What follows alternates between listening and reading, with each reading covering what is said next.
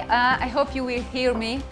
So I would like to introduce my colleague Peter Fenyvesi, sitting here. My name is Dora Berend. We are representing eCommerce. As you see, we are a company focusing on on the merchants and web shops who are in a B2C market and selling to customers, products or solutions. It's an international company. We are provider of prediction, recommendation, personalization, and automation. And as we already know, it brings money. Okay, so our agenda is, first of all, we would like to give you a short insight into the new trends in e-commerce market, how the behavior of the consumer changed, and what are the challenges of the web shops. And these challenges helped us, eCommerce, to grow big, because the company was founded in the year 2000. And currently we are in 15 countries, having offices in Shanghai, in Turkey, in Germany, in United States, because the company found a solution for these challenges. And it helped us to grow and also our customers to be very successful. We will show you a short case study how we did it. And Fenyo will give you a better understanding what is in the background, not only how we do it technically, but how the company is structured, what helped us to grow big and be successful in this very competitive environment. This is the title of our presentation, but I would like to jump into the presentation. I have not too many graphs. This is only to show you that the e-commerce market and the turnover in e-commerce is growing very rapidly. It's a two-digit growth. Even in Europe, it's around 13%. And we expect and we are waiting for a further growth in that area. The next slide is about Central and Eastern Europe, because we are currently here. And if we speak about the small and middle-sized companies, this chart tells us that in European Union, approximately 15% of small and middle-sized companies are in e-commerce, selling something online. But for example, Poland and Hungary is a little bit behind. The percentage of smaller companies or middle companies is around 9–10% in these countries. But if you look, for example, at Czech Republic, 26% of the Czech small and middle-sized companies are selling online. It is much more than the European Union average. What does this slide us? It tells us that we expect still growth in that area. For example, in Poland, Hungary, Slovakia, or Romania, there is 7% of small and middle-sized companies in online. Okay. What is the other side? This is the customer who is buying online. If we look at this slide, we can see some figures that, for example, the people who are currently between 20 years old, 20 between 35, more than 60% of them are buying online. They will be older with the time, but will purchase online. And the young generation, which has no money currently, therefore the numbers are a little bit smaller, they will also buy something online. So this is the trend, but how the behavior of these customers changed.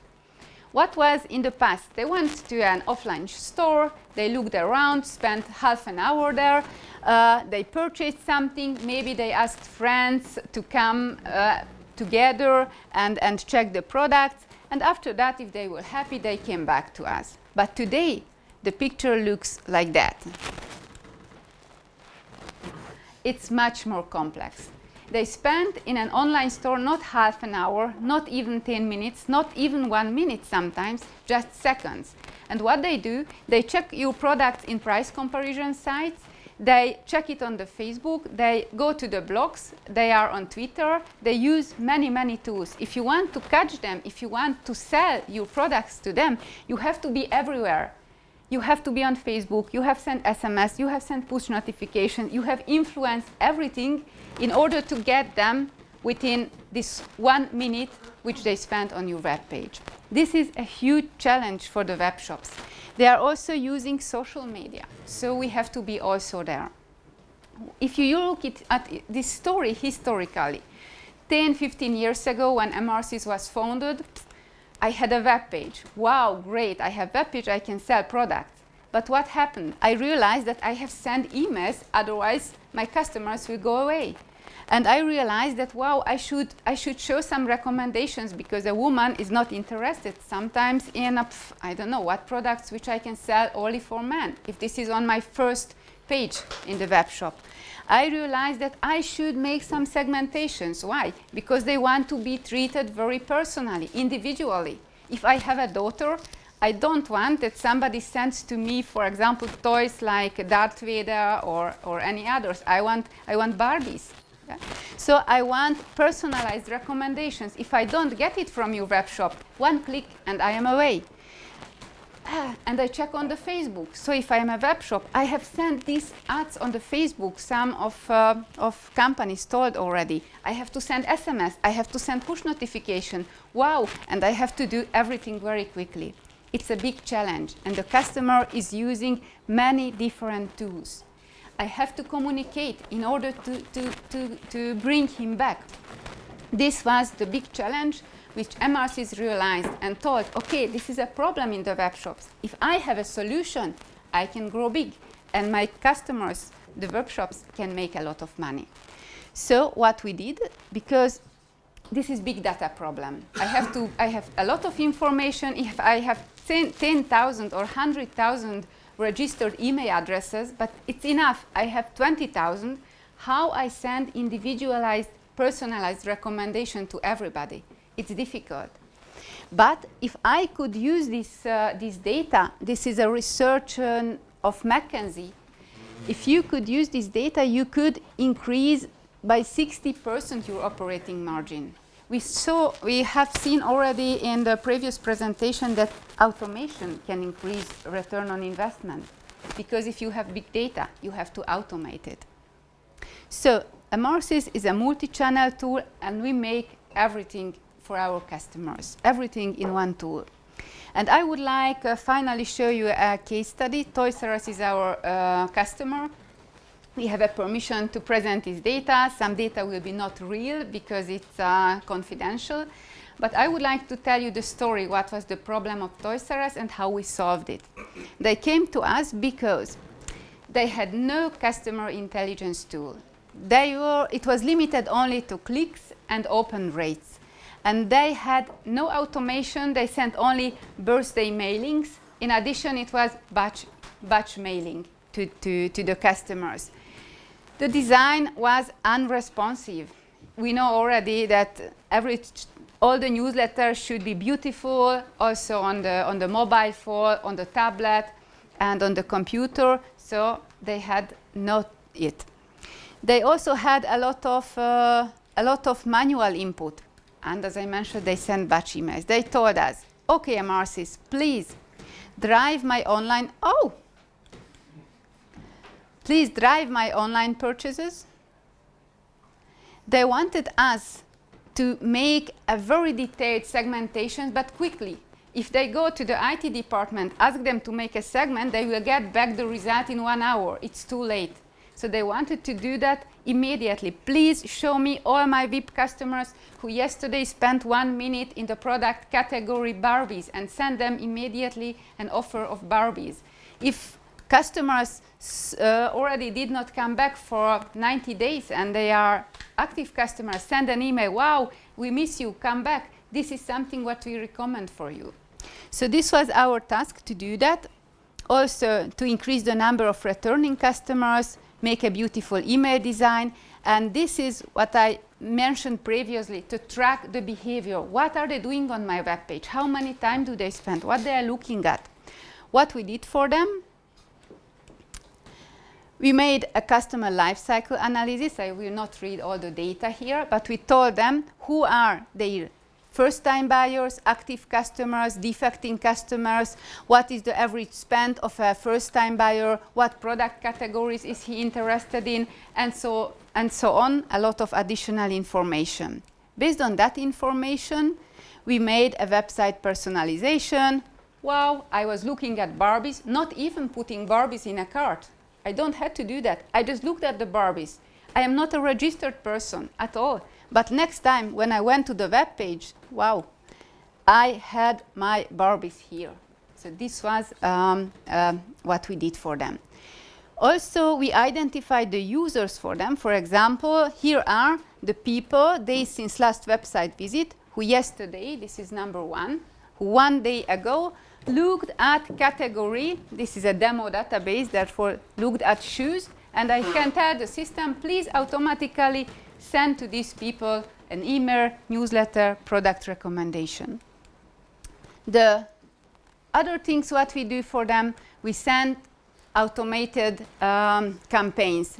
A welcome automation when somebody registered. Wow, we are very happy you are here. This is the first your rabat, first coupon for the first purchase. We made also automation for birthday, taking into consideration if it's a girl or a boy and how old that person is. And the results were, and I am very proud of that, not only because the results are very nice, but also because there is a Hungarian team sitting behind these results.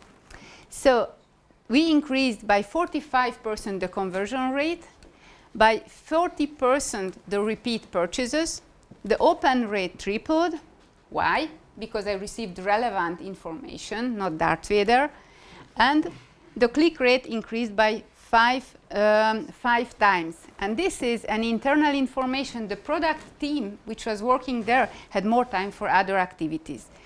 And I would like ask now Fenyő to tell a few words about how we did it, what was not only the technical background, but how our company works, how we made in 15 years this success for us and for our customers. Hi everyone, I'm Peter. I work here in Budapest as a product manager at eCommerce Technologies. We are a 5-year-old company. We started with 5 people. Now we are more than 90, around 100. And yeah, this one, okay. My job is make my customers happy, and my customers are you, so you can make your customers happy. I would talk about 3 things, even if there are 4 things on this slide. I will talk about the tech side of big data. I'll talk about our methods and our culture. Is big data is a big mess? Yes, it is, because as Dora mentioned, there are a lot of channels, there are a lot of behaviors you need to track and to analyze on this, and to segment on this for over a year can be really challenging for, technologically. And if you don't have the tool for it, then you can do anything with your data. It will be just data and not information.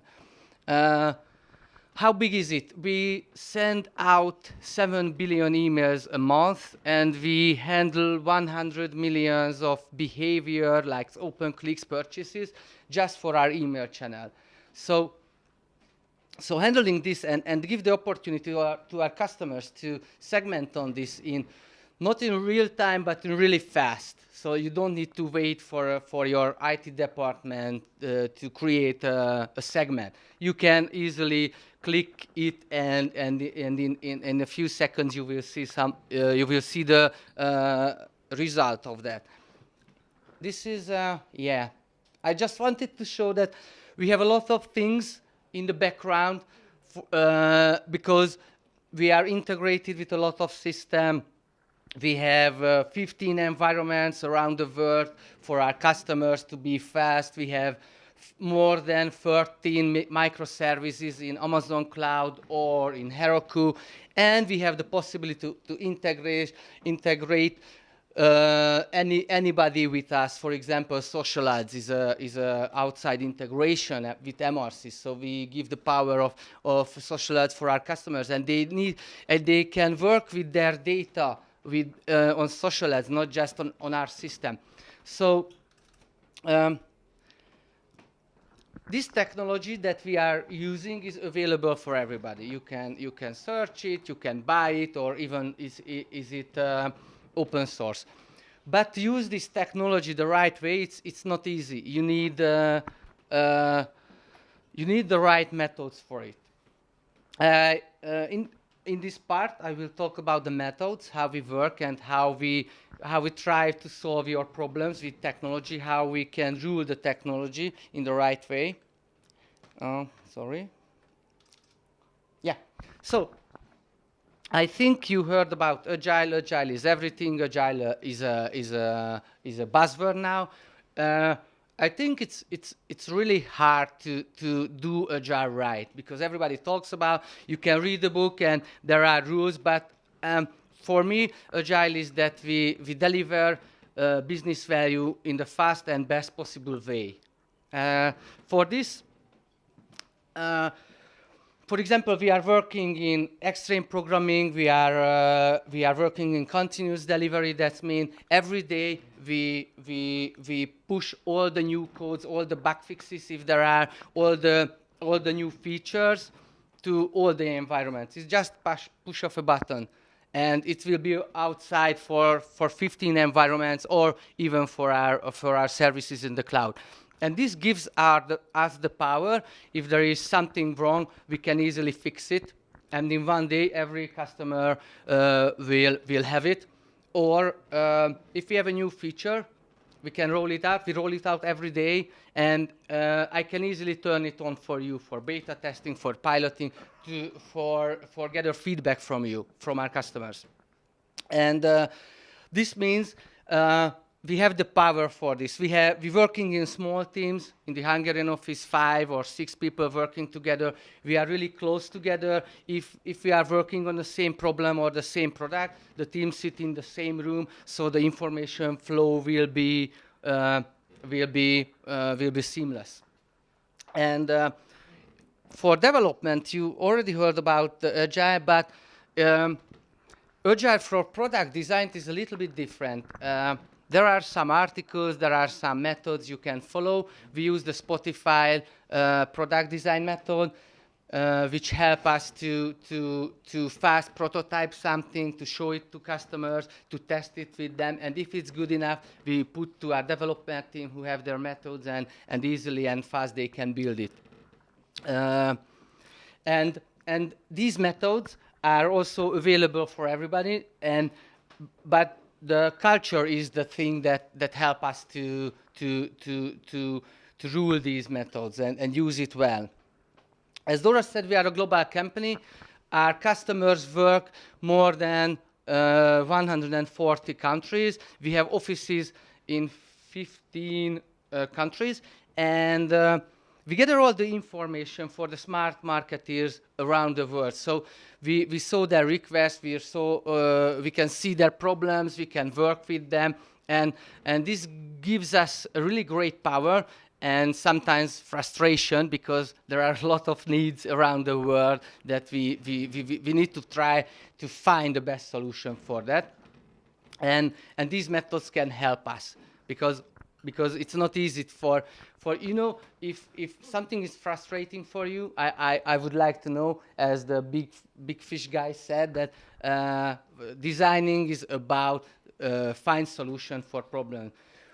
We not just want to find solution for problems. Sometimes we want to go ahead and give you something that you didn't think of, and it will be really good for your company. Yeah, I talked about the tech part, that what we are using, the technology is available for everybody. I talked about the methods. For example, the Art of Agile is a name of a book. You can read it, you can use it if you want. The Spotify Agile product method is on the web, so you can use it. But I think the most important and most valuable thing in our office in Budapest is the culture, that we give the space for the customers. We think if we gather good peoples under one roof, if we give them the space, the creative space like this, if we give them boundaries but not rules, if we give them the control how they want to work in their daily life, that's freedom and confidence can be a really good result on the product.